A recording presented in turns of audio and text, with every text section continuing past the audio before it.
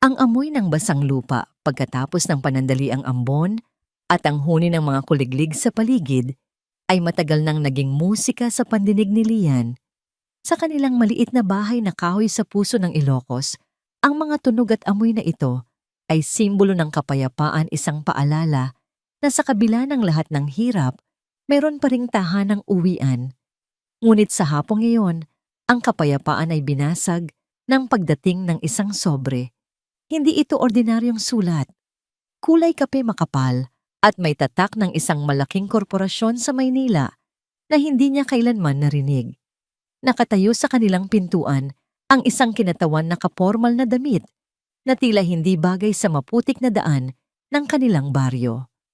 Walang nangiti, iniabot lang nito ang sulat sa kanyang ina, si Aling Saling bago mabilis na tumalikod. Nanginginig ang mga kamay ni Aling Saling habang binubuksan ng sobre. Si Lian na nooy nag-aayos ng mga hibla para sa paghahabi ay napatigil. Maging ang kanyang bunsong kapatid na si Benok na abala sa paglalaro ay natigilan nang makita ang pagbabago sa mukha ng kanilang ina. "Inay, ano po iyan?" Tanong ni Lian dahan-dahang lumapit. Hindi sumagot si Aling Saling. Ang mga mata nito ay nakatutok sa mga letrang nakalimbag sa papel, mga salitang tila lason na unti-unting kumakalat sa kanyang sistema. Nakita ni Lian ang mga katagang nakasulat sa malalaking titik, "Final demand for payment and notice of foreclosure." Isang malalim na buntong hininga ang pinakawalan ng kanyang ina. At pagkatapos ay isang mahinang hikbi. Ang lupa, ang lupang pamana sa atin ng mga ninuno mo, Lian. Kukunin na nila. Gumuho ang mundo ni Lian. Ang kapirasong lupang yon, ang kanilang buhay. Doon nakatanim ang iilang gulay na kanilang kinakain at ibinebenta. Doon nakatayo ang kanilang bahay. At higit sa lahat iyon ang nag-iisang yaman na iniwan sa kanila ng kanyang ama bago ito pumanaw. Ang utang na ginamit para sa operasyon ng kanyang ama, isang operasyong nabigo pa ring magligtas sa buhay nito, ay ang tanikalang nakagapos ngayon sa kanilang leeg. "Hindi maaari ito, inay." Bulong ni Lian, niyakap ang ina na nagsisimula ng humagulgol. "May paraan pa. Kakausapin ko sila. Makikiusap ako." Ngunit sa mga sumunod na araw, naging malinaw na walang puwang ang pakiusap. Bawat tawag sa numerong nasa sulat ay sinasagot ng isang malamig na boses na paulit-ulit lang sinasabi ang halagang kailangan nilang bayaran, isang halagang imposible para sa kanila kahit magtrabaho pa sila habang buhay. Ang bigat ng problema ay unti-unting lumamon sa kalusugan ni Aling Saling. Isang umaga, natagpuan na lamang ni Lian ang kanyang ina na walang malay sa sahig ng kanilang kusina sa tabi ng lumang habihan. Ang pagod at sobrang pag-iisip ay nagdulot ng matinding dagok sa mahina na nitong puso. Sa maliit na klinika ng bayan, sinabi ng doktor na kailangan ni Aling Saling ng mamahaling gamot at tuluyang pamamahinga. Iwasan ninyo ang anumang stress sa kanya, Lian. Delikado ang kalagayan niya. Bili ng doktor. Habang binabantayan niya ang natutulog na ina, ang desperasyon ay tila isang matalim na kutsilyong sumasaksak sa puso ni Lian. Ang utang sa lupa, ang gamot ng kanyang ina, ang pag-aaral ni Benok, lahat ay nakapatong sa kanyang mga balikat. Siya ang panganay. Siya ang inaasahan. Kinagabihan gumawa siya ng desisyon. "Pupunta ako sa Maynila, inay," sabi niya sa ina nang ito'y magkamalay. "Anak, huwag. Delikado roon. At sino ang mag-aalaga sa inyo ni Benok?" Pagtutol ni Aling Saling ang boses ay halos pabulong. "Kaya napunit niya, Mercy, na tumingin-tingin sa inyo. At si Benok may iwan po muna sa kanya."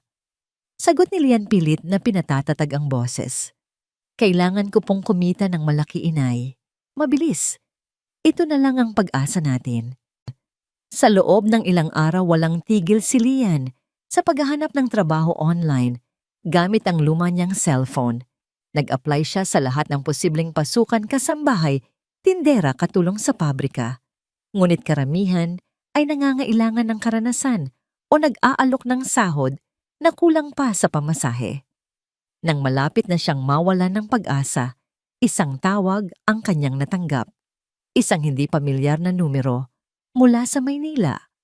"Hello, is this Lian?" tanong ng isang babae sa kabilang linya. Pormal ang kanyang tono, malinaw ang bawat salita. "Oo po, ako nga po." Kinakabahang sagot ni Lian. "Ako si Elena, ang household manager ng pamilya De Villa. Natanggap ko ang iyong aplikasyon para sa posisyon ng yaya. Nakasaad dito na may karanasan ka sa pag-aalaga ng mga bata sa inyong community center." "Opo, ma'am. Mahilig po talaga ako sa mga bata." Ang pamilya ay nangangailangan ng isang stay-in na yaya para sa isang 8 buwang gulang na sanggol. Ang sahod ay malaki sapat para matustusan ang anumang pangangailangan mo. Ngunit ang trabaho ay nangangailangan ng buong dedikasyon. Ang mga naunang yaya ay hindi nagtagal. Nang marinig ni Lian ang halaga ng sahod, halos hindi siya makahinga. Yun ay higit pa sa sapat. Yun ang sagot sa kanilang mga panalangin. "Interesado po ako. Interesado po ako, ma'am." Halos pasigaw niyang sabi. "Mabuti. Maari ka bang magsimula kaagad? Kami na ang bahala sa iyong transportasyon papunta rito." Sa gabing iyon, habang nag-iimpake ng kanyang iilang gamit sa isang lumang bag, nilapitan siya ni Aling Saling. Mahina pa ito, ngunit may determinasyon sa kanyang mga mata. Mula sa isang baul na kahoy, maingat niyang inilabas ang isang piraso ng tela. Isa itong abel, ang tradisyonal na hinabing tela ng Ilocos na may disenyo ng mga bulaklak at ilog. Ang mga kulay nito, asul, pula at ginto, ay bahagyang kupas na dahil sa katagalan, ngunit nananatili ang angkin nitong ganda. "Anak, ito ang malong na ginamit ng lola mo sa akin at ginamit ko sa'yo noong sanggol ka pa," sabi ni Aling Saling, inilalagay ang malambot na tela sa mga kamay ni Lian. Dala nito ang pagmamahal at lakas ng mga naunang henerasyon sa ating pamilya. "Saan ka man magpunta, dala mo ang aming pag-aaruga." Niyakap ni Lian ang malong nilanghap, ang amoy nito na nagpapaalala sa kanya ng pagkabata at pagmamahal ng isang ina. Kasabay ng pagtulo ng kanyang mga luha, ang pangakong binitawan niya sa sarili, magtatagumpay siya para sa kanyang ina, para kay Binok, para sa kanilang lupang pamana. Ang istasyon ng bus ay maingay at magulo. Ang huling yakap niya sa kanyang ina at kapatid ay puno ng sakit at pangungulila. "Mag-iingat ka roon, anak." Habilin ng kanyang ina, humihikbi. Mahal na mahal ko po kayo," bulong ni Lian bago tuluyang umakyat sa bus. Habang papalayo ang bus, tanaw niya mula sa bintana ang unti-unting pagliit ng pamilyar na mga tanawin, ang mga bukirin, ang mga puno, ang mga mukha ng kanyang mga mahal sa buhay. Mahigpit niyang hinawakan ang bag kung saan nakatago ang malong ng kanyang ina, isang piraso ng tahanan na kanyang babaunin sa isang mundong hindi niya kilala. Hindi niya alam na sa Maynila, sa isang marangyang mansyon, isang sanggol ang walang tigil sa pag-iyak. At ang kanyang pagdating ay magiging simula ng isang banggaan ng dalawang magkaibang mundo, isang banggaan na susubok sa lahat ng kanyang paniniwala tungkol sa pag-ibig, pamilya at tunay na kahulugan ng pag-aaruga. Matapos ang mahabang biyahe, isang itim na sasakyan ang sumundo sa kanya. Bumagtas sila sa mga kalsada ng Makati na napapalibutan ng nagtataasang mga gusali. Huminto sila sa harap ng isang dambuhalang bakal na tarangkahan na tila naghihiwalay sa ordinaryong mundo at sa mundo ng mga mayayaman. Kusang bumukas ang tarangkahan at tumambad sa kanya ang isang mansyon na tila isang palasyo ng yelo moderno gawa sa salamin at bakal grande, ngunit walang kabuhay-buhay. Si Lian, na may daladalang maliit na bag at pusong puno ng kaba, ay humakbang papasok. Pakiramdam ay isang langgam na pumapasok sa kaharian ng mga higante. Ang itim na sasakyan ay marahang pumasok sa bumukas na tarangkahan at para kay Lian, Tila nilamon siya ng isang ibang mundo. Ang ingay ng Maynila ay biglang napalitan ng isang nakabibinging katahimikan, ang tunog ng mamahaling katahimikan. Pagbaba niya ng sasakyan, isang babaeng nasa mga 60 anyos ang sumalubong sa kanya sa malawak na pintuan. Nakasuot ito ng plansadong uniforme ng isang mayordoma. Ang kanyang buhok na may mga uban ay nakapusod ng perpekto at ang kanyang mga mata ay matalas na tila sinusuri ang bawat hibla ng pagkatao ni Lian sa isang tingin lang. "Ikaw si Lian?" Tanong nito, ang boses ay formal at walang bahid ng anumang emosyon. "Ako si Manang Elena, ang household manager. Sumunod ka sa akin." Walang nangiti, walang mainit na pagtanggap. Iniwan ni Lian ang kanyang bag sa may pintuan gaya ng utos nito at sumunod sa loob. Ang hangin mula sa aircon ay agad yumakap sa kanyang balat, isang lamig na hindi lang dahil sa temperatura. Nalaglag ang panga ni Lian sa kanyang nakita. Ang sahig ay gawa sa puting marmol na sobrang kintab, kaya't ang bawat hakbang nila ay lumilikha ng matinis na alingawngaw sa kabuuan ng bahay. Ang mga pader ay puti, halos walang palamuti, maliban sa iilang abstract na painting na mukhang mas mahal pa sa kanilang lupa at bahay sa Ilocos. Walang mga litrato ng pamilya, walang bakas ng masasayang alaala. Ang mga muebles ay moderno at elegante, ngunit tila masarap lang titigan at hindi komportableng upuan. Ito ay isang bahay na idinisenyo para sa mga magasin, hindi para tirahan ng isang pamilya. Ang mga naunang yaya ay nahirapan sa mga patakaran dito. Biglang sabi ni Manang Elena habang naglalakad sila. 7 sila sa loob ng 8 buwan. Si Ginoong Miguel de Villa ay may mga partikular na inaasahan. 7. Kinabahan si Lian sa narinig, ngunit iwinaksin niya ang pagdududa. Kailangan niya ang trabahong ito. Kailangan niyang maging pang-8 at ang huli. Umakyat sila sa isang hagdanang gawa sa salamin at bakal na tila lumulutang sa hangin. Dinala siya ni Manang Elena sa isang pinto sa dulo ng pasilyo. "Hihintayin ka ni Ginoong de Villa sa kanyang opisina." Ang opisina ay mas nakalulula pa kaysa sa sala. Ang isang buong pader ay gawa sa salamin at tanaw mula roon ang kumikinang na siyudad ng Makati. Isang lalaki ang nakatalikod sa kanila, nakatayo at nakatingin sa malayo. Nang humarap ito agad, naunawaan ni Lian kung bakit 7 na ang sumukong yaya. Si Miguel de Villa ay matangkad at may matipunong pangangatawan. Ang kanyang damit ay mamahalin at ang kanyang buhok ay may iilang puting hibla na nagpapatanda sa itsura niya.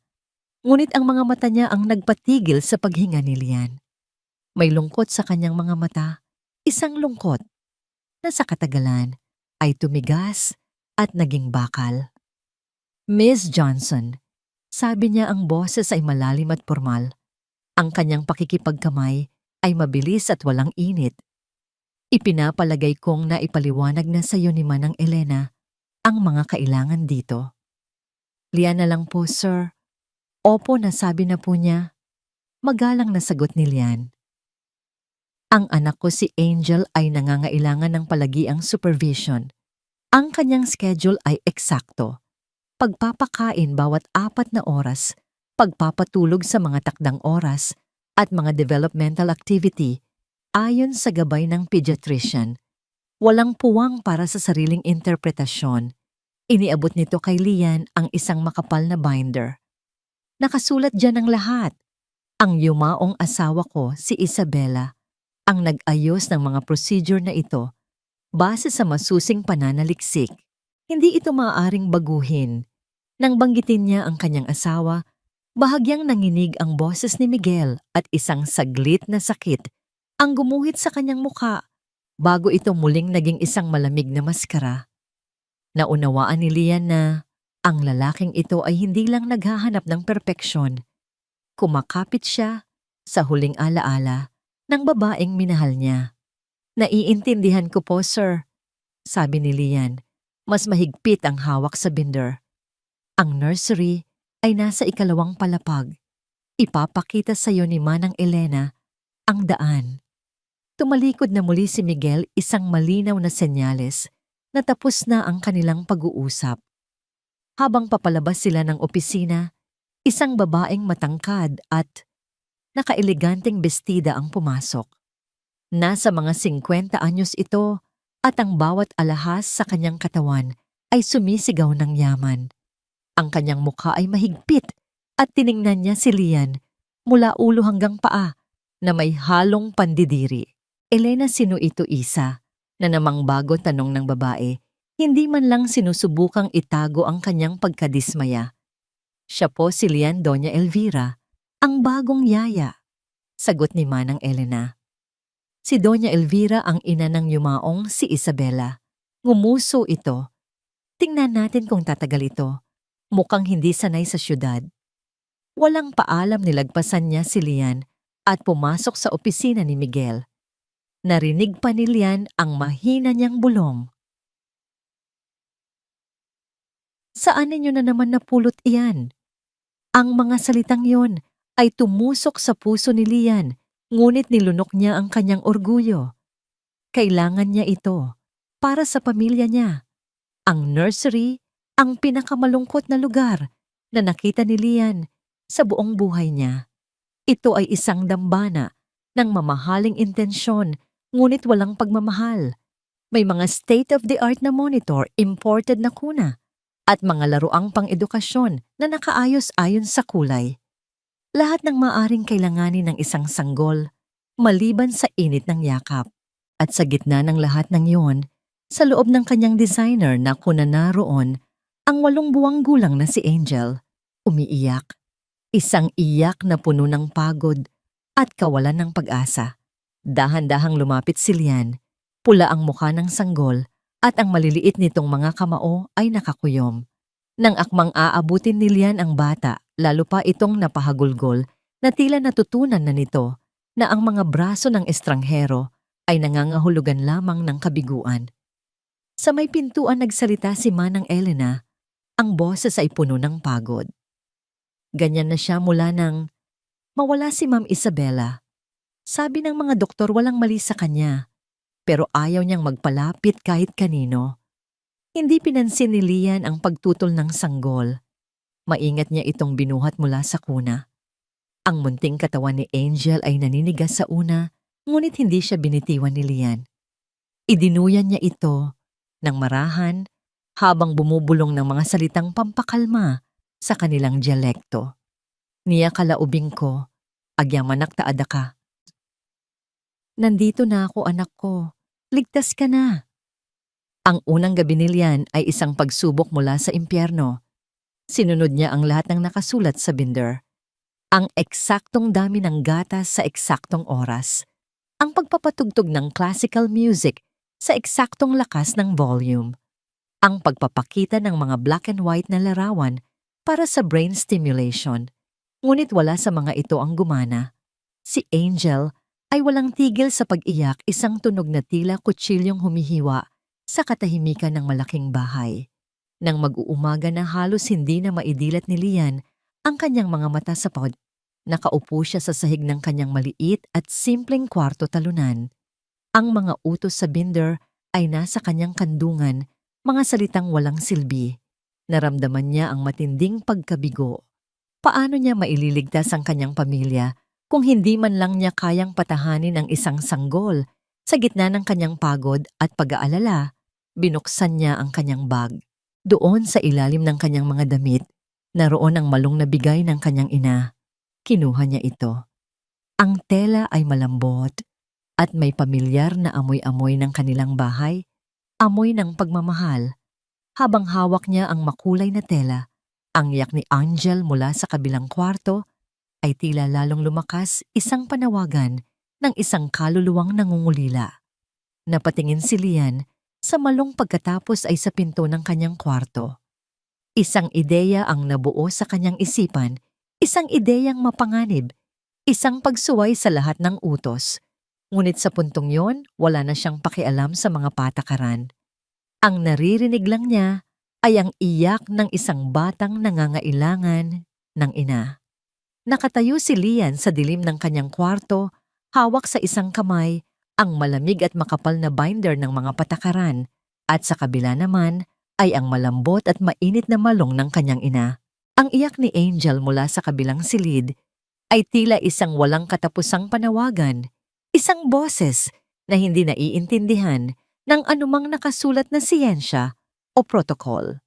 Ito ang kanyang pagpapasyaang sundin ang mga utos na nagdulot lamang ng kabiguan o ang pakinggan ang karunungang ipinamana sa kanya ng kanyang mga ninuno. Mahigpit niyang ipinikit ang kanyang mga mata at huminga ng malalim. Sa kanyang isipan, nakita niya ang mukha ng kanyang ina, ang mga ngiti ni Binok at ang lupang nanganganib na mawala sa kanila. Pagkatapos ibinaba niya ang binder sa sahig na tila isa itong mabigat na bato.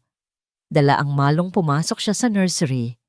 Ang sanggol ay halos paos na, sa kaiiyak ang munting katawan ay pagod na. Nanginginig ang mga kamay ni Lian habang inilalatag niya ang makulay na tela. Naalala niya ang mga galaw ng kanyang ina, kung paano nito isinasakbat si Binok nang walang kahirap-hirap. Ganoon din ang kanyang ginawa. Maingat niyang inilagay si Angel sa kanyang dibdib. Ang ulo ng sanggol ay nakasandal, malapit sa kanyang puso. Pagkatapos maingat niyang ibinalot ang malong sa kanilang dalawa, tinitiyak na ang bawat tupi ay ligtas at komportable. Isang buhol sa likod, isa pa sa balikat. Sa unang segundo, nanatiling naninigas si Angel. Ngunit pagkatapos, ay tila may naramdaman itong kakaiba.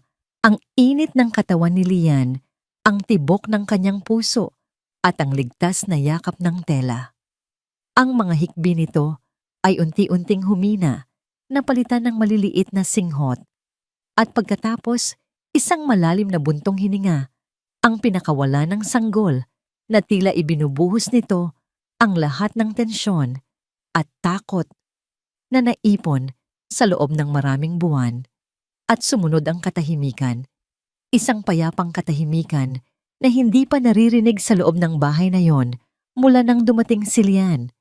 Napaluha si Lian hindi dahil sa pagod kundi dahil sa matinding galak. Dahan-dahan siyang naglakad-lakad sa loob ng kwarto, idinuduyan ng sanggol sa ritmo ng kanyang mga hakbang. Sa kauna-unahang pagkakataon, sa loob ng maraming araw si Angel ay hindi umiiyak. Natulog si Angel nang mahimbing sa dibdib ni Lian. Natulog din si Lian habang nakaupo sa isang silya yakap-yakap. Ang bata kapwa sila, nababalot ng makulay na malong.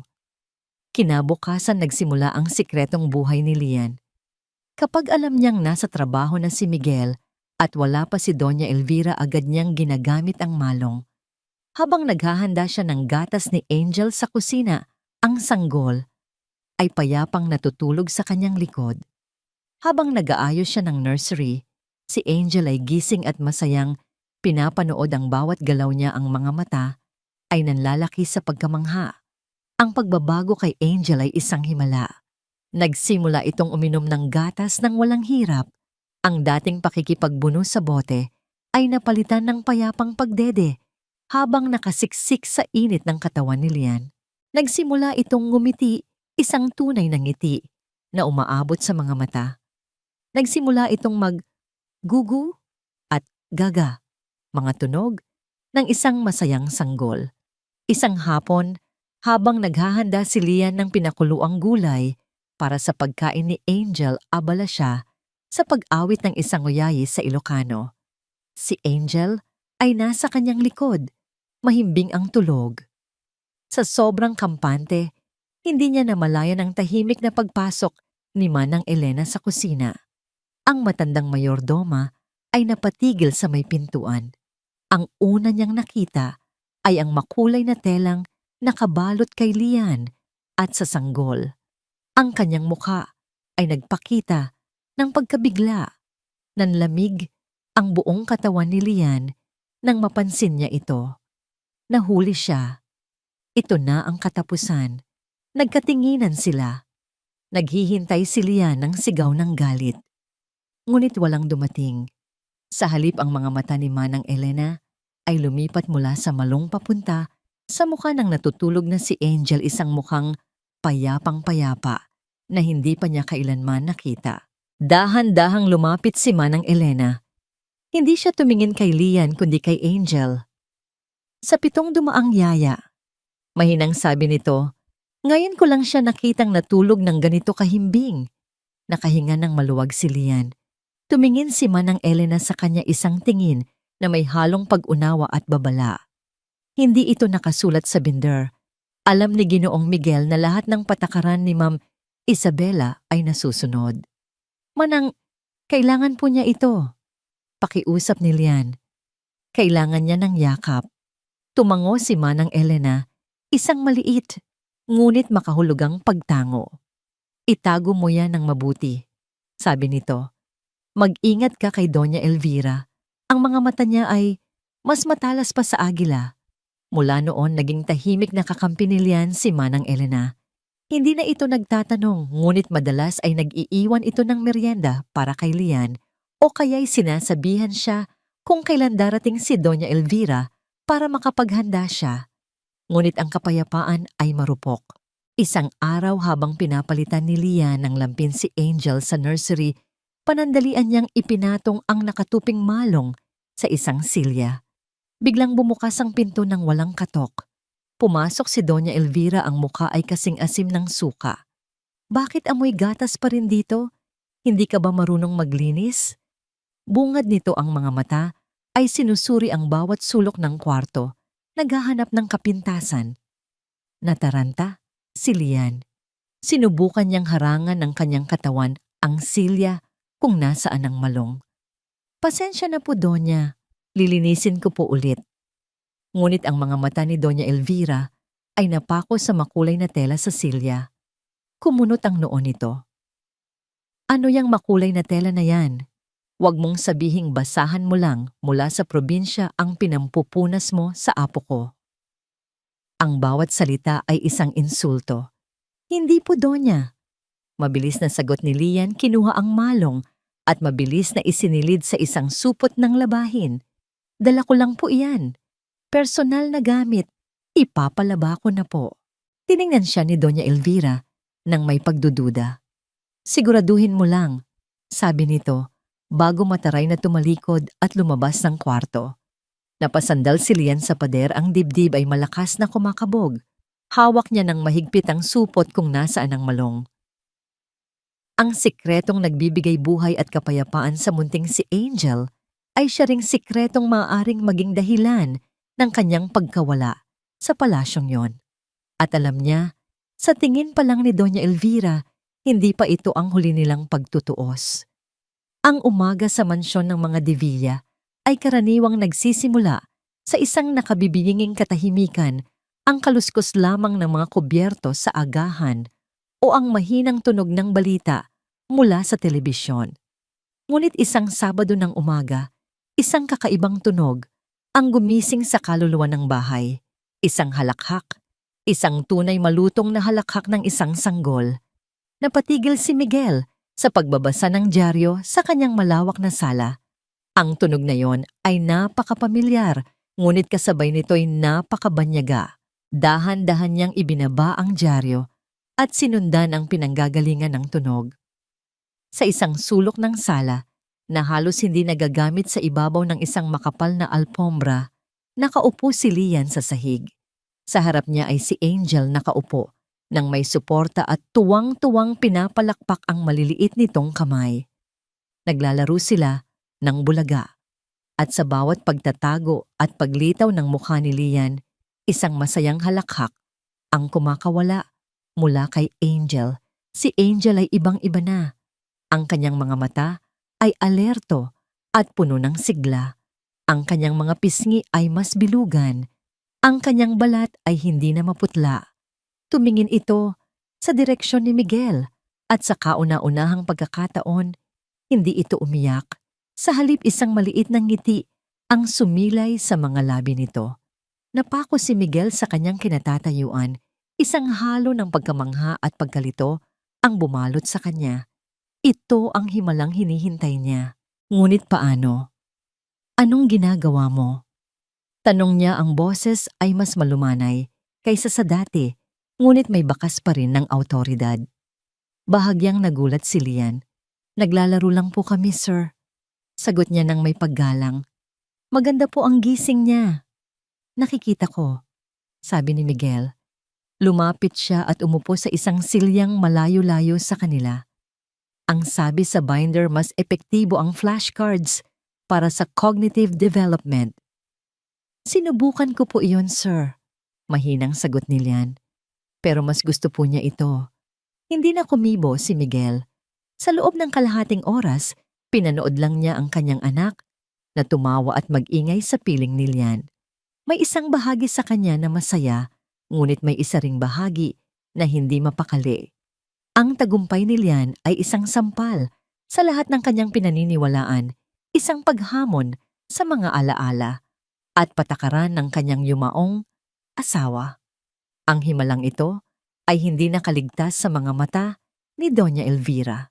Masyadong mabilis ang pagbabago. Sabi nito isang hapon habang kausap si Miguel sa telepono. Elena told me the baby sleeps through the night now. It's unnatural. Baka may pinapainom yang probinsyanang yan sa apo ko. Baka may kung anong gayuma o herbal na galing sa kanila. Mama, that's ridiculous. Sagot ni Miguel, ngunit isang maliit na binhi ng pagdududa ang naitanim sa kanyang isipan. Kinabukasan ipinatawag ni Doña Elvira si Manang Elena. Gusto kong makita ang lahat ng record ng CCTV sa nursery at sa kusina sa nakalipas na linggo, utos nito. Gusto kong malaman kung ano talaga ang ginagawa ng babaeng yan kapag walang nakatingin. Agad na binalaan ni Manang Elena si Lian. Nag-uumpisa na siyang magmanman.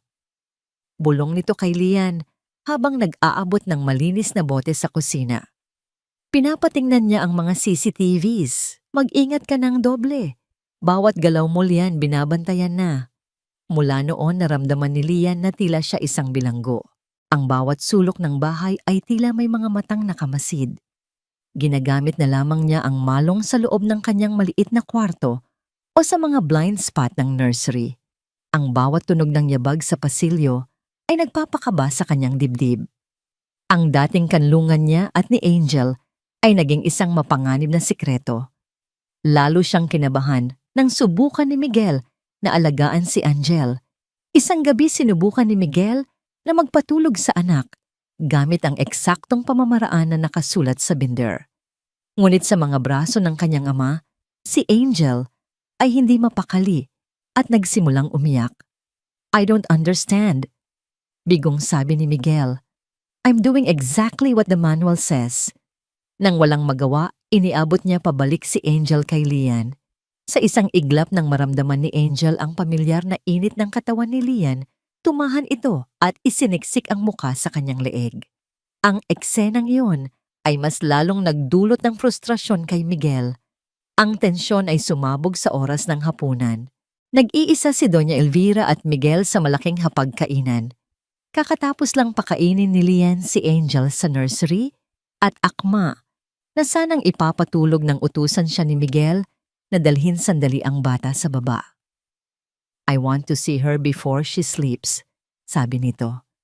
Dala-dala ni Lian si Angel na masayang nag-iingay. Ang atensyon ng lahat ay nasa masiglang sanggol. She looks healthy, sabi ni Miguel, isang pambihirang papuri mula sa kanya. Ngunit si Doña Elvira ay may ibang napansin. Masyado siyang malapit sa'yo, sabi nito. Ang mga mata ay matalim na nakatitig kay Lian. Para bang ikaw ang ina? Hindi kumibo si Lian. Nagpatuloy si Doña Elvira, ang boses ay puno ng pait. Be careful, Miguel. Baka masanay ang bata sa amoy probinsya dahan-dahan at may diin niyang sabi. Mahirap nang tanggalin yan. Ang mga salitang amoy probinsya ay tumama kay Lian na parang isang malakas na sampal. Iyon ay isang insultong hindi lang tumutukoy sa amoy, kundi sa buong pagkatao niya sa kanyang pinagmulan, sa kanyang kultura, sa kanyang kahirapan. Namula ang kanyang mukha. Naramdaman niya ang panginginig ng kanyang mga kamay habang mas hinigpitan niya ang hawak kay Angel. Naghihintay siya Naghihintay siya ng kahit anong salita mula kay Miguel para ipagtanggol siya. Ngunit wala. Si Miguel ay halatang hindi komportable. Tumingin siya sa kanyang biyenan, pagkatapos ay kay Lian at sa huli sa kanyang pagkain. Umiwas ito ng tingin. Mama, kumain na tayo. Iyon lang ang nasabi niya, isang malinaw na pag-iwas sa gulo. Para kay Lian, ang katahimikan ni Miguel ay mas masakit pa kaysa sa mga salita ni Doña Elvira. "Iakyat ko na po si Angel, sir." Sabi niya, ang boses ay nanginginig at malamig. Mabilis siyang tumalikod, hindi na hinintay ang sagot. Sa loob ng nursery, habang idinuduyan niya ang natutulog, nang si Angel tumitig si Lian sa salamin. Inamoy niya ang kanyang sarili. Wala naman siyang naamoy, kundi baby powder at ang sabon na nagamit niya. Ngunit sa kanyang isipan, ang mga salita ni Doña Elvira ay paulit-ulit na tumatatak. Ang mga matang nagmamasid ay hindi na lang ang mga lente ng CCTV. Ito na rin ang mga mapanghusgang mata ni Doña Elvira at ang mga nagdududang mata ni Miguel.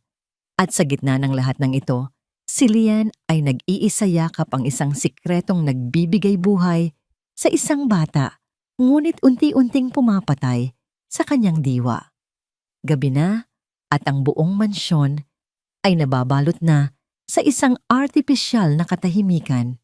Si Angel ay mahimbing nang natutulog sa kanyang kuna, ang paghinga ay payapa at malalim, isang biyaya na si Lian lamang ang nakapagbigay.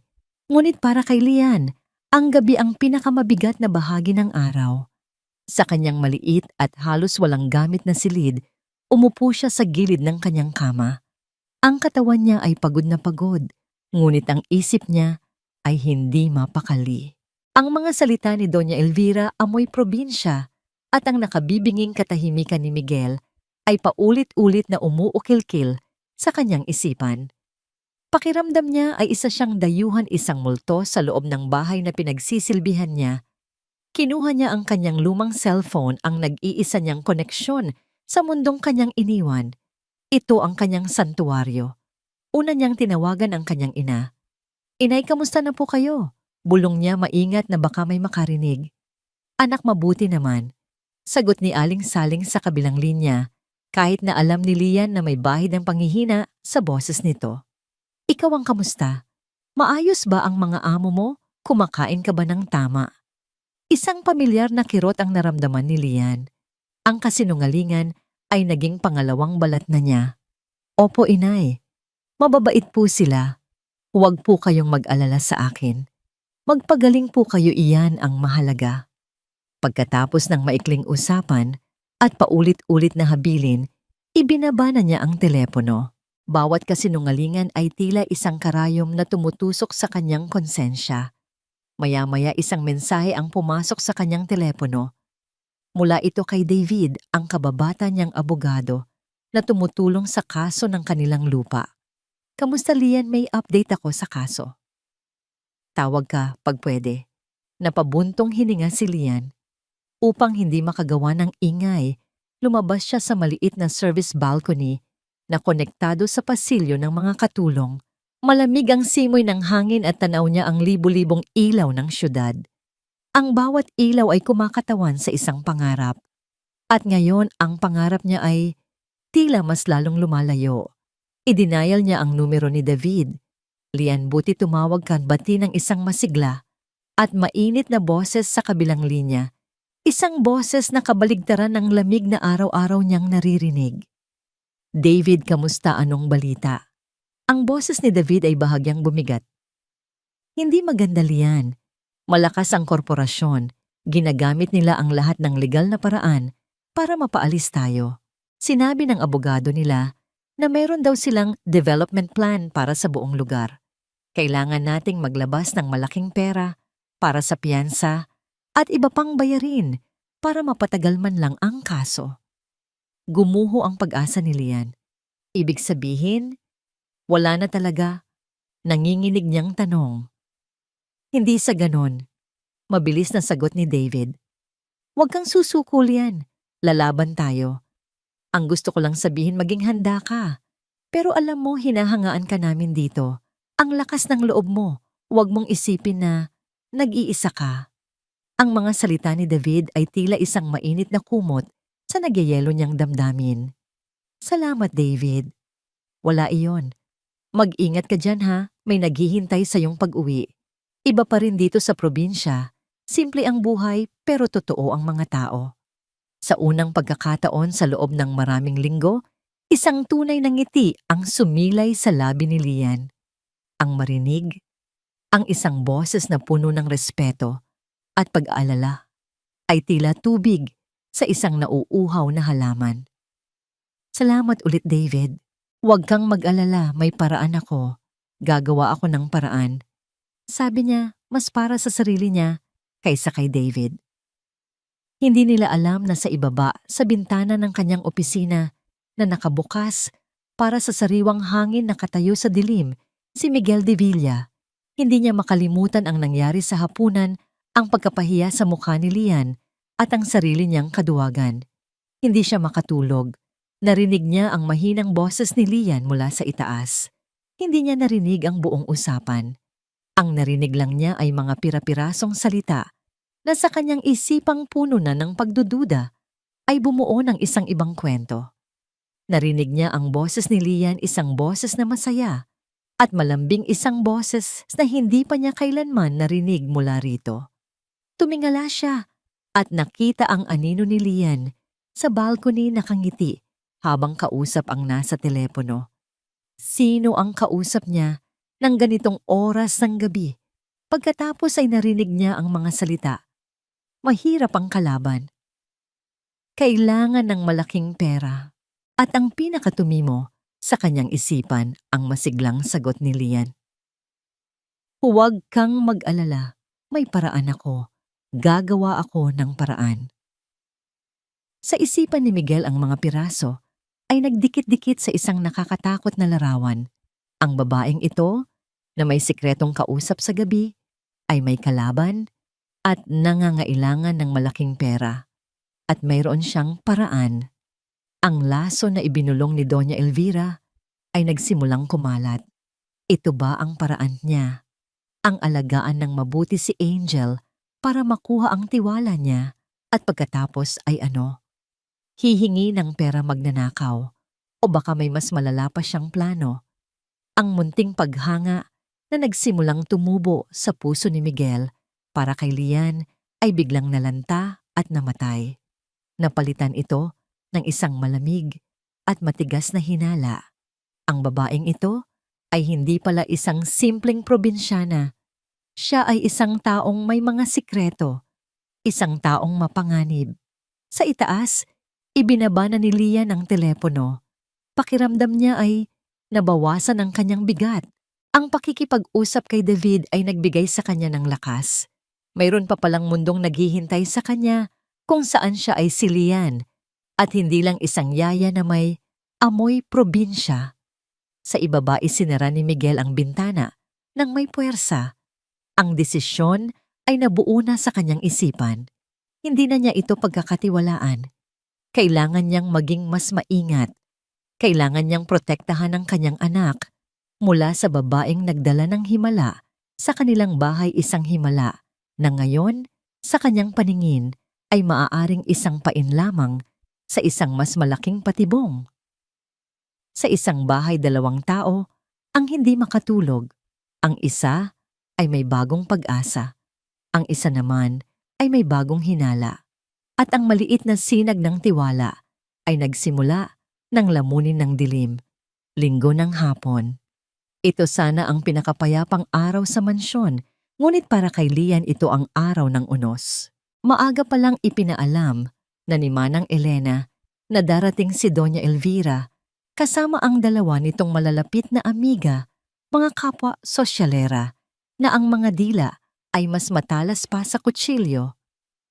Maghahanda lang daw sila ng tsa at maglalaro ng mahjong. Sabi ni Manang Elena kay Lian sa kusina, ngunit ang babala sa kanyang mga mata ay malinaw. Huwag kang lalabas ng nursery kung hindi kailangan. Huwag kang magpapakita. Tumango si Lian, ng puso ay nagsimula ng kabahan. Ang buong hapon ay naging isang laro ng taguan. Nananatili si Lian sa loob ng silid ni Angel, pinapakalma ang sarili habang naririnig niya ang matinis na tawanan at tsismisan ng mga matatandang ginang mula sa ibaba. Si Angel, na tila nakakaramdam sa kanyang kaba, ay hindi mapakali. Ang tanging nagpapakalma dito ay ang pamilyar na yakap ng malong. Nakasakbat si Angel sa kanyang likod, mahimbing na natutulog habang marahan niyang inaayos ang mga damit sa aparador. Ito ang kanilang maliit at sikretong mundo. Sa ibaba ang usapan ay napunta kay Angel. Talagang kamukha siya ng yumaong si Isabella Elvira, sabi ng isang amiga, si Senyora Dominguez. She has her mother's eyes. Of course, mayabang na sagot ni Doña Elvira. At sa pangangalaga ko, lalaki siyang kasing elegante at kasing talino ng kanyang ina. I make sure she gets only the best. European formula milk imported toys, everything according to scientific standards. Narinig ko pampito na raw ang yaya ninyo. Usisa ng isa pa si Senyora Montenegro na may halong intriga sa boses. Sumimangot si Doña Elvira. Huwag mo nang ipaalala. Pero itong bago mukhang nakukuha niya ang bata. Although I have my doubts, may kakaiba sa kanya. Parang may tinatago. Sa puntong yon si Miguel na kakatapos lang ng isang business call ay bumaba para batiin ang mga bisita. Miguel hiho. Bati ni Doña Elvira, ang boses ay biglang naging matamis. Nandito na ang mga tita mo. We were just talking about how beautiful Angel is. Pwede mo ba siyang ibaba sandali para naman makita nila ang apo ko? Nag-alinlangan si Miguel. Alam niyang ayaw ni Lian na lumabas, ngunit ayaw din niyang biguin ang kanyang biyenan sa harap ng mga bisita. Sige po, Mama. I'll ask the yaya to bring her down. Umakyat si Miguel. Kumatok siya sa pinto ng nursery. Lian, pakibaba mo sandali si Angel. Gusto siyang makita ng lola niya. Nanigas si Lian sa kanyang kinatatayuan. Huwag ngayon. Please, huwag ngayon. Sir, natututulog po si Angel. Baka po magising at maging magagalitin. Pakiusap niya nagbabaka sakali. Sandali lang naman. Dalian mo. Sabi ni Miguel, ang tono ay hindi nagpapahintulot ng pagtanggi bago ito bumaba ulit. Walang nagawa si Lian. Nanginginig niyang inayos ang sarili, tinitiyak na hindi gaanong halata ang malong sa ilalim ng maluwag niyang blusa. Ngunit ang bukol sa kanyang likod, kung nasaan ang natutulog na si Angel, ay hindi maitatago.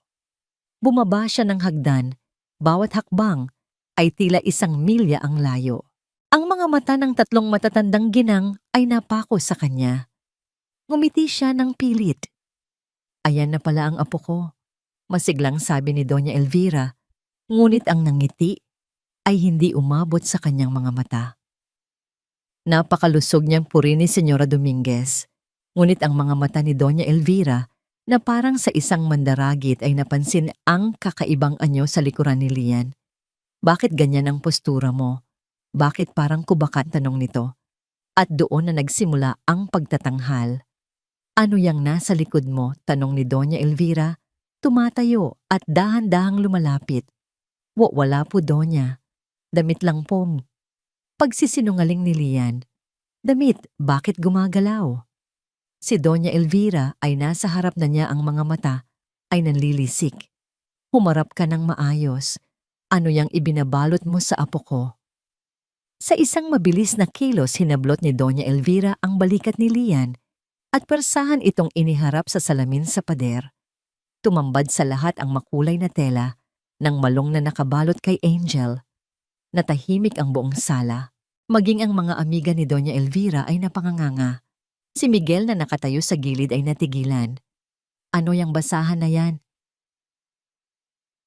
Sigaw ni Doña Elvira, ang boses ay umalingaw-ngaw sa buong kabahayan. Ang kanyang mukha ay namumula sa galit. Isang maruming basahan mula sa probinsya ang ipinambabalot mo sa apo ko. How dare you? Baka may mikrobyo pa yan. Hindi po yan basahan. Doña Malong po ito. Pamana po ito ng nanay ko. Naiiyak na depensa ni Lian, sinusubukang protektahan Si Angel na nagising na at nagsisimula ng umiyak dahil sa komosyon. I don't care what you call it. Hinablot ni Doña Elvira ang dulo ng malong sinusubukang tanggalin ito. Bitiwan mo yan. You are endangering my granddaughter with your filthy primitive practices. Huwag po, mahuhulog po si Aniel. Sigaw ni Lian yumayakap ng mahigpit sa bata habang nagpupumiglas sa ginang. Ang eksena ay naging isang marahas na giyera ng paghila. Ang mga amiga ay napatayo, nanlalaki ang mga mata sa eskandalo. Si Angel ay humahagulgol na sa takot. At si Miguel nakatayo lang siya paralisado. Ang kanyang isipan ay isang magulong bagyo.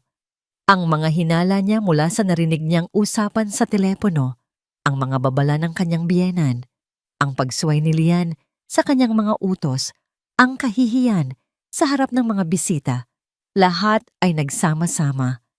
Tama na. Sigaw niya sa wakas, ang boses ay dumadagundong. Napatigil ang lahat. Lumapit si Miguel hindi kay Doña Elvira, kundi kay Lian. Ang kanyang mukha ay isang maskara ng galit at pagkadismaya. Ano ito, Lian? Tanong niya, ang boses ay malamig na parang yelo. Sir, pakinggan niyo po ako. Pinagkatiwalaan kita. Putol ni Miguel, ang bawat salita ay tumatama man na parang latigo. I gave you one simple rule. Follow the binder. Pero ano't ginawa mo? Sa likod ko ginawa mong experiment ang anak ko.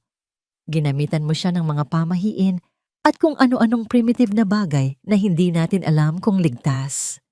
Ang salitang primitive ay sumaksak sa puso ni Lian nang mas malalim kaysa sa kahit anong sigaw ni Doña Elvira. Ang pangaalipusta mula sa taong nagsisimula na sana niyang respetuhin ay mas masakit. Nilinlang mo kaming lahat. Patuloy ni Miguel, ang galit ay pinapalakas ng kahihiyan. Kaya pala siya bumubuti. Dahil sa mga sikreto mo, sino ang nakakaalam kung ano pa ang tinatago mo? Wala po akong masamang intensyon, sir. Sabi ni Lian, ang mga luha ay malayang dumadaloy sa kanyang mga pisngi. Hindi ako naniniwala sa'yo. Kinuha niya ng may puwersa si Angel mula sa mga braso ni Lian. Ang bata ay lalong napahiyaw. Ang maliliit na kamay ay pilit na inaabot si Lian. Pack your things. I want you out of my house now. Ang mga salitang yon ay ang huling pako sa kanyang ataol. Pero sir, labas. Walang sino man ang nagsalita. Si Doña Elvira ay may ngiti ng tagumpay sa kanyang mga labi. Ang kanyang mga amiga ay abala sa pagbubulungan. Si Lian talunan at durog ay tumalikod. Sa huling pagkakataon, tiningnan niya si Angel na umiiyak sa mga bisig ng isang ama na hindi nito makilala. Hindi na niya pinansin ang mga mapanghusgang tingin. Dahan-dahan siyang umakyat sa hagdan, bawat hakbang ay mas mabigat kaysa sa nauna. Ang dating palasyong walang init ay naging isang impyernong lumamon sa kanyang dignidad at pagkatao. Ang tanging dala niya paakyat ay ang pirapirasong alaala ng isang maikling sandali ng kapayapaan sa loob ng isang maruming basahan. Ang pag-alis ni Lian ay kasing tahimik ng isang multo. Walang salita, walang lingon. Dala lang niya ang kanyang maliit na bag at ang lukot na malong na naging sanhi ng lahat. Sa kanyang paglabas sa malaking tarangkahan, hindi ang ingay ng Maynila ang kanyang narinig, kundi ang nakabibinging iyak ni Angel na tila humahabol sa kanya mula sa loob ng mansyon. Ang iyak na yon ang magiging musika ng impyerno para kay Miguel de Villa sa mga susunod na araw. Ang unang gabi ay isang bangungot. Bakit hindi siya tumatahan? Halos pasigaw na tanong ni Miguel habang pabalik-balik na naglalakad sa nursery. Si Angel ay nasa kanyang mga braso, ngunit ang munting katawan nito ay naninigas at pilit na lumalayo na para bang isang estranghero ang may hawak sa kanya. Ang yak nito ay hindi na yak ng isang sanggol na nagugutom o inaantok. Ito ay isang sigaw ng purong takot at paghahanap. Sinusunod ko naman ang lahat. Sabi ni Miguel, mas para sa sarili niya. Pinainit niya ang gatas sa eksaktong temperatura. Idinuyan niya ito sa eksaktong bilis. Ngunit walang gumana. Baka hinahanap niya lang ang amoy ng babaeng iyon, sabi ni Doña Elvira na nakatayo sa may pintuan na iirita na sa ingay. Masanay din iyan. Just let her cry it out. Iyan ang turo ng mga eksperto sa Amerika. Huwag mong ispoil. Sinunod ni Miguel ang payo. Iniwan niya si Angel sa kuna. Ang iyak ay lalong lumakas. Naging isang desperadong hagulgol na tila kayang bumasag sa mga salaming bintana ng mansyon. Hindi nakatiis si Miguel. Ang tunog na yon ay parang mga karayom na tumutusok sa kanyang puso.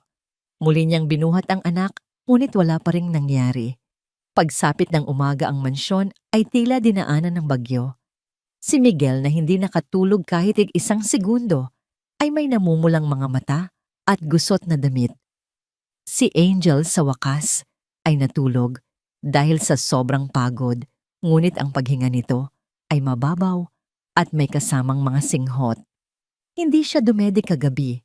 Sabi ni Miguel kay Manang Elena, ang boses ay paos at puno ng pagkatalo.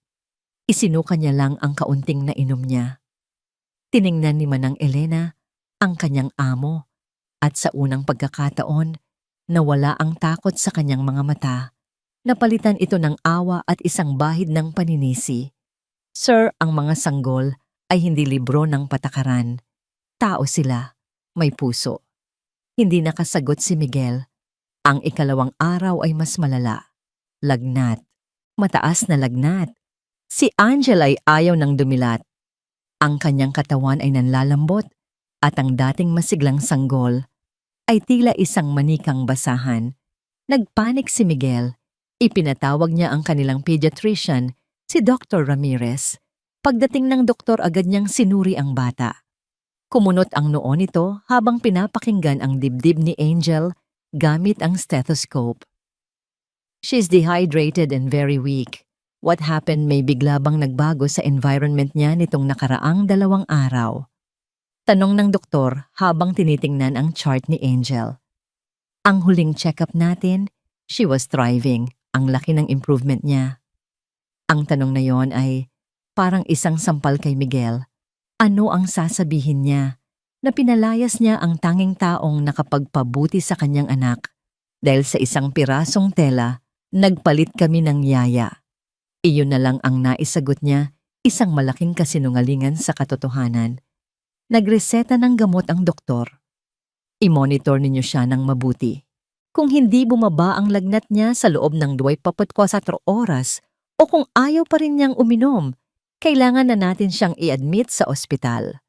Ang salitang ospital ay nagdulot ng yelo sa mga ugat ni Miguel. Ang ospital ang lugar kung saan niya huling nakitang buhay si Isabela. Sa ikatlong araw ang katahimikan sa mansyon ay mas nakakatakot pa kaysa sayak. Si Angel ay halos hindi na gumagalaw. Ang lagnat ay hindi bumababa. Sinubukan ni Doña Elvira na magpakain ngunit isinasara lang ng sanggol ang bibig nito. Maging siya ay nagsimula ng mataranta. This is not normal. Baka may sakit na dinala ang babaeng iyon dito. Akusa niya ayaw aminin ang posibilidad na sila ang may kasalanan. Gabi. Mag-isang nakaupo si Miguel sa madilim na nursery. Ang tanging ilaw ay mula sa nightlight. Nakatitig siya sa kanyang anak na mahinang humihinga sa kuna. Ang lahat ng yaman niya, ang lahat ng kapangyarihan niya ay walang silbi sa harap ng isang sanggol na unti-unting nawawala sa kanya. Naalala niya ang mga huling salita ni Isabela. Alagaan mo siya, Miguel. Be a good father. I failed. Umaling-awngaw ang mga salita sa kanyang isipan. I'm a failure. Sa desperasyon binuksan niya ang aparador kung saan nakalagay ang mga gamit ni Lian na naiiwan para sa laba. At doon sa ilalim ng isang supot, nakita niya ito.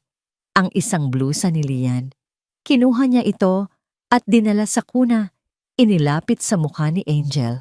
Sa isang iglap, isang maliit na himala. Ang nangyari, ang sanggol na halos walang reaksyon sa buong araw ay bahagyang gumalaw. Ang maliit nitong ilong ay suminghot at ang ulo nito ay lumingon sa direksyon ng damit. Isang mahinang ungol ang lumabas sa bibig nito, isang tunog ng paghahanap. Doon gumuho ang lahat ng natitirang depensa ni Miguel. Ang katotohanan ay sumampal sa kanya ng buong lakas.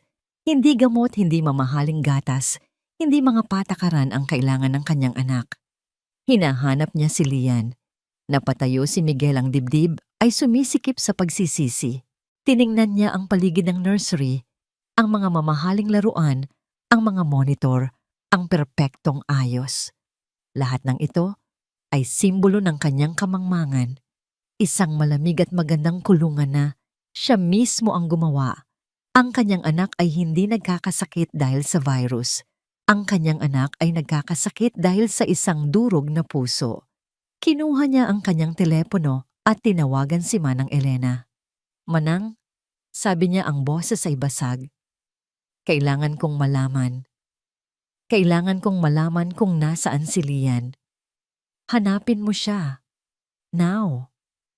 Ang utos ni Miguel ay nagpagalaw sa buong network ni Manang Elena. Sa loob ng ilang oras, gamit ang mga kontak mula sa ahensyang pinagkuhanan ni Lian, nakuha nila ang address ng pamilya nito sa Ilocos. Ngunit walang nakakaalam kung nakauwi na ba siya o kung nasa ang sulok pa ng Maynila. Habang naghihintay, ginawa ni Miguel ang isang bagay na hindi pa niya nagagawa noon, ang magsaliksik ng walang kinikilingan. Nakaharap siya sa kanyang laptop sa gitna ng gabi sa loob ng kanyang malamig na opisina.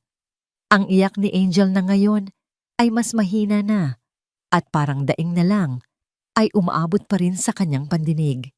Ang unang salitang inilagay niya sa search bar ay malong. Libo-libong resulta ang lumabas. Mga artikulo tungkol sa kasaysayan, mga larawan ng magagandang disenyo at mga video kung paano ito ginagamit.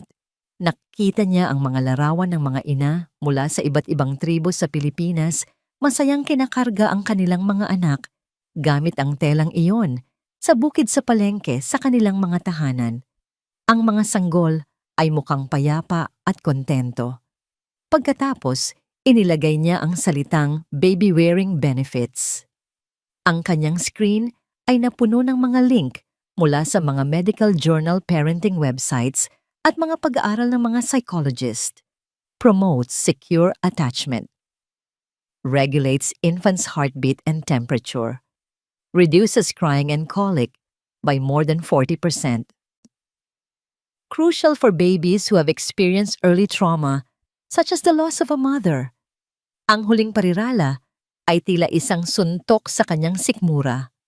Bawat artikulo, bawat siyentipikong pag-aaral ay isang patunay ng kanyang kamangmangan. Ang tinawag niyang primitive at filthy ay isang pamamaraang mas matanda, mas matalino, at mas epektibo kaysa sa lahat ng mamahaling aklat na pinagbasihan ng mga patakaran ni Isabela. Hindi ito pamahiin, ito ay agham na nakabalot sa tradisyon.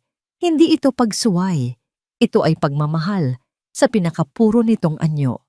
Isinara niya ang laptop, ang bigat ng kanyang pagkakamali ay dumagan sa kanya na parang isang bundok.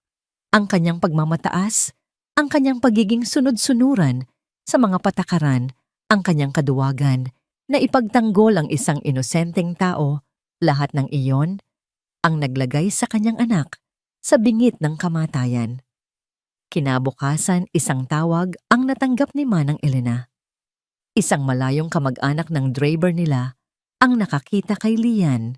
Nakasakay ito sa isang bus pauwing Ilocos, 2 araw na ang nakalipas. Walang pag-aalinlangan gumawa ng desisyon si Miguel. "Manang, ipahanda mo ang sasakyan." Utos niya. "Ako na ang bahala kay Angel. Ikaw na muna ang magbantay sa kanya. Huwag mo siyang iiwan." "Saan po kayo pupunta, sir?" "Sa Ilocos." Sagot ni Miguel, ang boses ay puno ng determinasyon.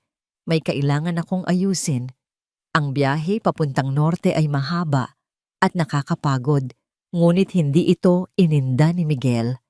Bawat kilometrong tinatakbo ng kanyang mamahaling sasakyan ay isang pagkakataon para pagnilayan ang kanyang mga pagkakamali.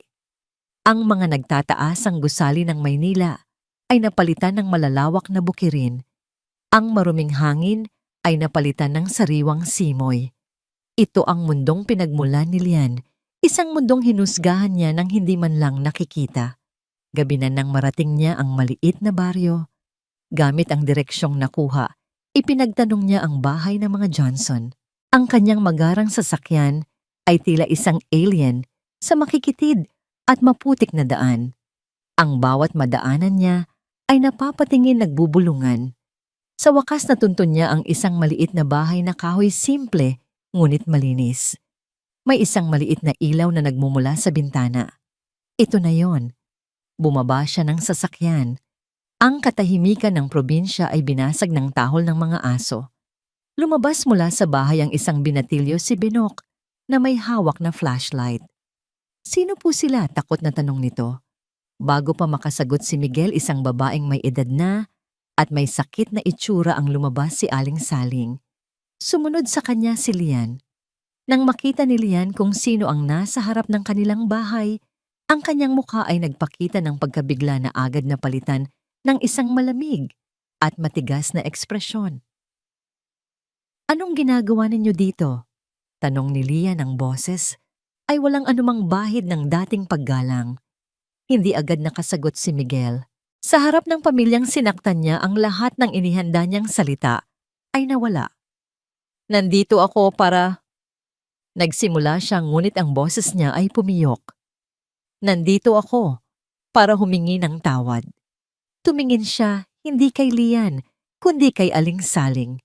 Nakita niya ang sakit sa mga mata ng isang ina na nag-aalala para sa anak. Ginang, sabi niya ng may buong pagpapakumbaba. Ako po si Miguel de Villa. Ako po ang naging amo ni Lian. At ako po ang dahilan kung bakit siya umuwi ng umiiyak. Humakbang siya palapit at sa harap ng naguguluhang pamilya, ginawa niya ang isang bagay na hindi pa niya nagagawa sa buong buhay niya. Yumuko siya. Isang malalim na pagyuko ng isang taong mayaman at makapangyarihan sa harap ng mga taong hinamak niya. Patawarin ninyo po ako. Sabi niya, ang boses ay basag. Walang kapatawaran ang ginawa kong pang-aalipusta sa inyong anak at sa inyong kultura. Naging bulag po ako at hangal. Patawarin ninyo po ako. Natigilan si Aling Saling at Binok. Maging si Lian ay hindi makapaniwala sa kanyang nakikita. Ang aroganteng si Miguel de Villa nakayuko sa putikan ng kanilang bakuran. Itinaas ni Miguel ang kanyang ulo at ngayon ang mga mata niya ay nakatuon na kay Lian. May luha sa gilid ng kanyang mga mata. Lian, pakiusap niya. Si Angel. Nag-aagaw buhay siya. Hindi siya kumakain. Hindi siya umiinom. Ikaw ang hinahanap niya. Ang balita ay parang isang kidlat na tumama kay Lian. Ang galit sa kanyang puso ay biglang napalitan ng matinding pag-aalala para sa sanggol na minahal na niya na parang sariling anak. Kailangan ka niya, Lian. Kailangan ka namin. Pag-amin ni Miguel. Hindi ko na alam ang gagawin ko. Please, bumalik ka. Hindi bilang isang yaya, kundi bilang isang taong magliligtas sa buhay ng anak ko. Gagawin ko ang lahat. Kahit anong hilingin mo, ibibigay ko. Ang hangin sa pagitan nila ay puno ng tensyon. Nakatingin si Lian sa lalaking nagdulot sa kanya ng matinding sakit, ngunit sa mga mata nito ngayon, wala siyang makita, kundi purong desperasyon at pagsisisi. Alam ni Lian na hawak niya ang lahat ng kapangyarihan sa sandaling iyon. Ngunit habang nakikita niya ang pagdurusa sa mukha ni Miguel at habang iniisip niya ang kalagayan ng munting si Angel, naunawaan niya na hindi ito tungkol sa kapangyarihan o paghihiganti. Ito ay tungkol sa buhay ng isang inosenteng bata. Ang hangin sa maliit na bakuran ng mga Johnson ay mabigat sa mga hindi nabibigkas na salita. Nakatayo si Miguel, isang higante, sa kanilang munting mundo, naghihintay ng hatol. Tumingin si Lian sa kanyang ina. Nakita niya sa mga mata ni Aling Saling ang pag-aalala para sa kanya Ngunit kasabay nito ang awa para sa isang desperadong ama at isang naghihirap na sanggol. Tumango ang kanyang ina, isang tahimik na pahintulot na nagsasabing, "Ang desisyon ay nasa iyo anak at susuportahan kita." Huminga ng malalim si Lian. Ang galit sa kanyang puso ay naroon pa, ngunit natatabunan na ito ng isang mas malakas na damdamin, ang pagmamahal para kay Angel. Ngunit alam niya na hindi siya maaring bumalik ng ganoon na lamang. Ang pagbabalik ng walang pagbabago ay isang insulto sa kanyang sarili at sa kanyang mga ninuno. "Babalik ako," sabi niya sa wakas. Ang boses ay matatag at malinaw. Isang alon ng kosonet ang bumaha sa mukha ni Miguel. "Salamat, Lian. Salamat." Pero puputol ni Lian, itinaas ang kanyang kamay. "Mayroon akong mga kondisyon." Natahimik si Miguel. "Kahit ano," sabi niya ng walang pag-aalinlangan. "Una," sabi ni Lian, tinititigan siya ng diretso sa mata. "Ang malong ay hindi basahan. Ito ay bahagi ng aking kultura. Ito ang nagligtas sa anak mo. Mula ngayon sa loob ng bahay mo, igagalang mo ito. Gagamitin ko ito kahit kailan ko gusto, sa harap mo man o wala." "Yes, of course." Mabilis na sagot ni Miguel, ang mukha ay puno ng kahihiyan. "Pangalawa," patuloy ni Lian, "ang pag-aalipusta sa akin ay hindi mo ginawa ng pribado.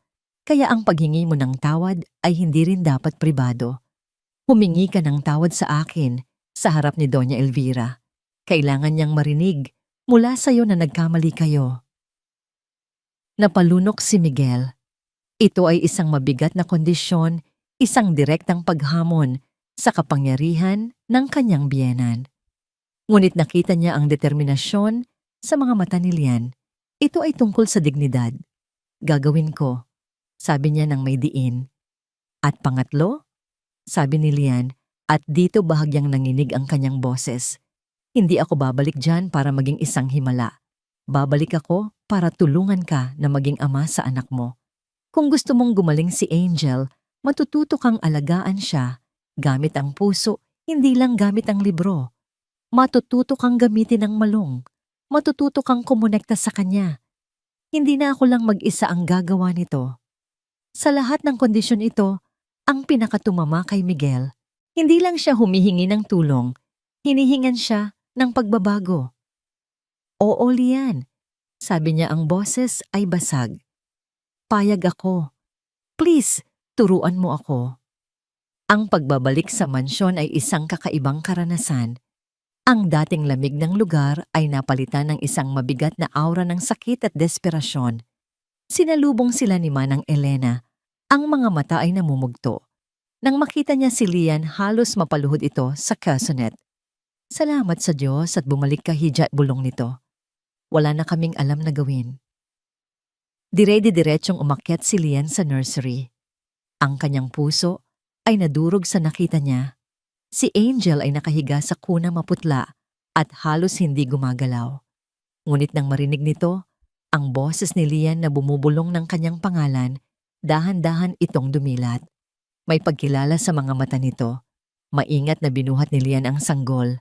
Agad na isiniksik ni Angel ang kanyang mukha sa leeg ni Lian. Ang munting katawan ay nanginginig. Inamoy siya nito. At sa unang pagkakataon, sa loob ng maraming araw, isang mahinang iyak na, hindi dahil sa sakit, kundi dahil sa kasonet ang narinig mula sa sanggol. Sa may pintuan, pinanood ni Miguel ang lahat at ang kanyang pagsisisi ay lalong lumalim. Kinabukasan, pagkatapos uminom ng kaunting gatas at makatulog ng mahimbing sa bisig ni Lian, dumating ang bagyo. Pumasok si Doña Elvira sa mansyon, handa nang magbigay ng sermon tungkol sa kawalan ng silbi ng mga doktor. Ngunit natigilan siya nang makita si Lian sa sala. Idinuduyan si Angel na nakabalot sa malong. "Anong ginagawa ng babaeng ito dito?" Sigaw niya, ang boses ay matinis sa galit. "Miguel, nawala ka na ba sa sarili mong pag-iisip? Pinalayas mo na siya." Bumaba si Miguel mula sa kanyang opisina. Siya ay kalmado, ngunit may bagong tigas sa kanyang tindig. Ako po ang nagpabalik sa kanya, Mama. Para saan? Para lasunin ang isip ng apo ko gamit ang kanyang mga pangkukulam. Tignan mo, binalot na naman niya sa basahan na yan. Huwag ninyong tawaging basahan yan. Sabi ni Miguel, ang boses ay matatag. Humarap siya kay Lian na nakatayong tahimik sa isang sulok yakap si Angel. Pagkatapos ay humarap siyang muli sa kanyang biyenan. Mama, maupo po kayo. May kailangan kayong marinig. Sabi ni Miguel. Umupo si Doña Elvira nag-aapoy sa galit. Huminga ng malalim si Miguel. Ito na yon. Lian, sabi niya tinitingnan ito ng diretso. Sa harap ng aking biyenan na siyang nag-udyok sa akin na magkamali, humihingi ako ng tawad. Patawarin mo ako sa aking katahimikan. Patawarin mo ako sa aking kaduwagan. At patawarin mo ako sa mga masasakit at mapanghusgang salita na ginamit ko laban sa iyo at sa iyong kultura. Ako ang nagkamali, hindi ikaw. Nalaglag ang panga ni Doña Elvira. Miguel, anong pinagsasasabi mo? Ipinagtatanggol mo siya laban sa akin. Hindi ko po siya ipinagtatanggol laban sa inyo, Mama. Sagot ni Miguel ngayon ay nakatingin na sa kanyang biyenan. Ipinagtatanggol ko po ang tama. Ang pamamaraan ni Lian ang nagpagaling kay Angel noon at ito rin ang magpapagaling sa kanya ngayon. Ang mga patakaran ni Isabela, kahit gaano pa kahusay ang intensyon ay hindi gumana. Pagmamahal at koneksyon ang kailangan ng anak ko, hindi sterile na procedure. Pagmamahal isa siyang bayarang katulong, pera lang ang habol niyan. Hindi ham. Sagot ni Miguel tumataas na ang boses. Ang babaeng ito ay umalis na. Pero bumalik siya para iligtas ang anak ko. Ito ang bahay ko, Mama. At sa bahay ko si Lian ay mayroon ng aking buong tiwala at respeto. Kung hindi ninyo kayang ibigay iyon, malaya po kayong umalis. Ang huling mga salita ay tila isang malakas na sampal kay Doña Elvira. Hindi siya makapaniwala sa narinig niya. Tiningnan niya si Miguel pagkatapos ay si Lian na may halong pagkamuhi. Hindi ko akalain na magiging ganito ka. Sabi niya ang boses ay nanginginig sa galit. Kinakalimutan mo na ang alaala ng anak ko para sa isang probinsyana. Hindi ko siya kinakalimutan, mahinang sabi ni Miguel. Sa tingin ko, mas gugustuhin ni Isabela na makitang masaya at malusog ang kanyang anak kaysa sundin ang mga patakarang maglalagay sa kanya sa panganib. Ngayon, kung maaari, kailangan na naming simulan ang pagpapagaling kay Angel. Tumayo si Doña Elvira, ang kanyang muka ay isang maskara ng galit at pagkatalo. Magsisisi ka dito, Miguel. Tandaan mo yan. Sabi niya bago padabog na umalis ng mansyon. Nang makalabas na siya, isang mabigat na katahimikan ang pumuno sa silid. Lumapit si Miguel kay Lian. Salamat, bulong niya. Tumingin si Lian sa kanya, ang mga mata ay may bakas ng paghanga sa ginawa niyang katapangan. Ngayon, sabi ni Miguel, ang pangatlong kondisyon, please, turuan mo ako. Sa hapon na yon, sa loob ng nursery, naganap ang isang eksenang hindi kailanman inakala ni Lian na mangyayari. Maingat niyang inilalatag ang malong sa kama. Kinuha ni Miguel si Angel. At sa ilalim ng matiyagang paggabay ni Lian, sinubukan niyang isakbat ang kanyang anak sa kanyang dibdib. Ang kanyang mga kamay ay malaki at alanganin, ngunit ang kanyang mga galaw ay puno ng pag-iingat. Ganito ba? Tanong niya, ang boses ay halos pabulong. Opo, sir. Masigpitan niyo po ang buhol sa likod. Gabay ni Lian, ang kanyang mga kamay ay panandali ang humawak sa kamay ni Miguel para itama ang pagkakabuhol. Isang kuryente ang tila dumaloy sa pagitan nila sa maikling sandaling iyon. Nang sa wakas ay mailagay ng maayos si Angel sa dibdib ni Miguel, ang sanggol ay umungol ng mahina. Inamoy nito ang dibdib ng ama at sa halip na umiyak, isiniksik nito ang kanyang ulo na parabang sa unang pagkakataon ay nakahanap ito ng kanlungan. Napatigil si Miguel Hindi siya gumalaw takot na baka masira ang sandali. Naramdaman niya ang init ng munting katawan sa kanyang dibdib, ang mahinang paghinga nito. Sa unang pagkakataon, hindi siya isang estranghero na may hawak sa sarili niyang anak. Isa siyang ama. Hindi niya namalayan may isang butil ng luha ang pumatak mula sa kanyang mga mata. Luha ng pagsisisi ng Kersonet at ng isang bagong pag-asa.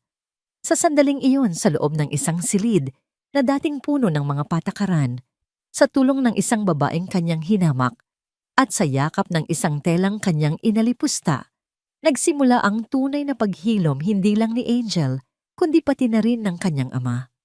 Lumipas ang ilang buwan. Ang lamig na dating bumabalot sa mansyon ng mga Devilla ay tuluyan ng naglaho. Pinalitan ito ng mga tunog na hindi kailanman inakala ni Miguel na maririnig niya sa loob ng kanyang tahanan ang malutong na halakhak ni Angel na gumagapang na ngayon sa sahig ang oyayi sa Ilocano na kinakanta ni Lian habang nagluluto sa kusina at minsan ang sarili niyang boses na nakikipaglaro sa kanyang anak. Si Angel ay isang buhay na himala. Ang dating sakitin at malungkuting sanggol ay naging isang bibo at palangiting bata. Ang kanyang mga pisngi ay bilugan at mamula-mula at ang kanyang mga mata ay kumikinang sa tuwa sa tuwing nakikita niya si Lian o ang kanyang ama. Ang relasyon ni Miguel at Lian ay nagbago rin. Wala na ang dating sir at yaya. Naging isang tambalan sila, isang pangkat na nagtutulungan para sa kapakanan ni Angel. Sa umaga, habang naghahanda si Lian ng agahan, si Miguel naman ang naglalaro sa anak. Sa gabi, sabay nilang pinapatulog ang bata minsan sa kuna, madalas sa yakap ng malong. Salamat. Madalas na sinasabi ni Miguel kay Lian sa mga tahimik na sandali habang pinapanood nila ang natutulog na si Angel. Hindi lang ang anak ko ang niligtas mo, pati na rin ako. Isang gabi may isang imbitasyon na dumating para kay Miguel, isang gala para sa pagbubukas ng isang exhibit sa isang museo na tinawag na Habi ng Lahi. Isang pagtatanghal ng iba't ibang tradisyonal na tela mula sa buong Pilipinas. Noong una, balak niya itong tanggihan, ngunit may isang ideya na pumasok sa kanyang isipan. Nilapitan niya si Lian sa sala. May pupuntahan ako bukas ng gabi, sabi niya, at gusto kong isama ka. Nagulat si Lian. Po Sir Miguel, bakit po ako? Dahil tungkol ito sa'yo. Sagot ni Miguel, isang maliit na ngiti ang sumilay sa kanyang mga labi. Tungkol ito sa kultura mo at gusto kong ako ang kasama mo kapag nakita mo ito. Sa gabi ng exhibit, hinintay ni Miguel si Lian sa paanan ng hagdan. Nang bumaba si Lian, napatigil siya sa paghinga. Nakasuot ito ng isang simpleng itim na bestida, ngunit ang kanyang alampay ay isang magandang inabel na tela mula sa Ilocos, ang parehong uri ng tela ng malong. Ang kanyang buhok ay nakapusod at may isang ngiti sa kanyang mga labi na puno ng kaba at pananabik. Sa paningin ni Miguel, siya ang pinakamagandang babae sa buong silid. Sa museo, para silang ordinaryong mag-asawa. Magkahawak kamay nilang nilibot ang exhibit. Bawat tela ay may kwento at masayang ipinapaliwanag ni Lian kay Miguel ang kahulugan ng bawat disenyo mula sa kanilang rehiyon. Si Miguel naman ay nakikinig ng may buong interes, hindi dahil kailangan, kundi dahil gusto niya talagang matuto. Isang kasamahan sa negosyo ang lumapit sa kanila. Miguel, good to see you. And this is Carla. Tanong nito, tinitingnan si Lian. This is Lian. Sagot ni Miguel, hinigpitan ng hawak sa kamay nito. Hindi niya sinabing yaya o kasama. Ang pagpapakilala niya ay puno ng respeto. She is the woman who is teaching me what it truly means to be a father.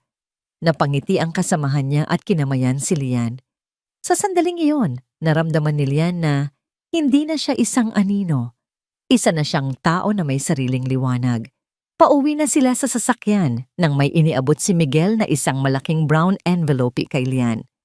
Para sa'yo ito, sabi niya. Nagtatakang binuksan ito ni Lian. Sa loob ay mga dokumento, mga legal na papeles. Nakita niya ang pangalan ng kanyang ina at ang address ng kanilang lupa sa Ilocos. Sa ibabaw ng papel, nakatatak sa malalaking letra, Cancellation of Foreclosure and Transfer of Title. Napatakip si Lian sa kanyang bibig. Ang mga luha ay nagsimulang mamuo sa kanyang mga mata. Papaano, Ing? Ang korporasyong may hawak ng utang ninyo ay isa sa mga partner ng kumpanya ko. Paliwanag ni Miguel.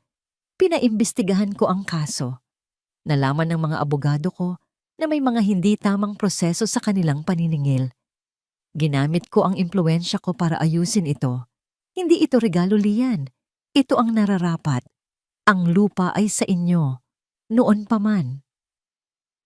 Huminga ng malalim si Lian, ngunit isang hikbi ang kumawala. Ito na. Ang dahilan ng lahat ng kanyang sakripisyo. Ang bigat na matagal na niyang pasan-pasan ay biglang nawala. Salamat! Salamat, Miguel! Sabi niya sa gitna ng kanyang pag-iyak. Hininto ni Miguel ang sasakyan sa isang tahimik na bahagi ng daan. Hinarap niya si Lian, ang mga mata ay puno ng isang emosyon na ngayon lang nakita ni Lian. Huwag kang magpasalamat sa akin. Sabi niya, ang boses ay malambing. Ako ang may utang sa'yo. Binigyan mo ng buhay ang bahay ko, binigyan mo ng ngiti ang anak ko, at tinuruan mo ako kung paano magmahal muli. Hinawakan niya ang mga kamay ni Lian. Ang problema sa lupa ay tapos na. Malaya ka nang bumalik sa Ilocos kung gusto mo. Pero, sana hindi. Tumingin siya ng diretso sa mga mata ni Lian. Hindi ko na kayang isipin ang bahay na ito nang wala ka, Lian. Nang wala ang init na dala mo, hindi ko na kayang isipin ang buhay namin ni Angel nang wala ka. Miguel, huwag kang mag-alala. Hindi ito isang madali ang proposal. Sabi niya nang may maliit na ngiti. Ito ay isang pangako. Isang pangako na dito sa tabi ko, sa tabi ni Angel, meron kang tahanan. Isang pamilya. Kung papayag ka, sabay nating bubuuin ang isang bagong simula. Isang pamilyang nakatayo sa respeto, pag-unawa at sa isang bagay na higit pa roon. Hindi na kailangan ng mga salita. Sa gitna ng kanyang mga luha, tumango si Lian. Isang tango na sumasagot sa lahat. Makalipas ang isang taon, sa isang maliit na bahay sa Ilocos, sa mismong lupang minsang nanganganib na mawala, isang masayang pagdiriwang ang nagaganap. Kaarawan ni Aling Saling at ang kanyang kalusugan ay bumuti na. Naroon si Benok, si Manang Elena, at maging si David na ngayon ay isang mabuting kaibigan ng pamilya. Sa ilalim ng isang malaking puno ng mangga, nakaupo si Lian, pinapanood ang eksena. Lumapit si Miguel sa kanya.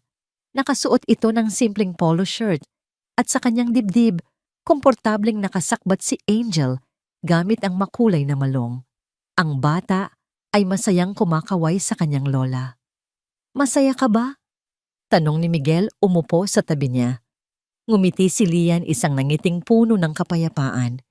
Sobrang sagot niya, isinandal ang ulo sa balikat ni Miguel. Tumingin sila sa kanilang harapan, isang pinaghalong pamilya ng dugo. At ng puso, isang larawan ng pag-ibig na nabuo mula sa hindi pagkakaunawaan. Naunawaan nila pareho na ang tahanan ay hindi pala nasusukat sa laki ng bahay o sa dami ng pera. Ang tahanan ay wala sa istruktura, kundi sa mga pusong nag-aaruga, nagpapatawad at sabay na natututong umibig muli.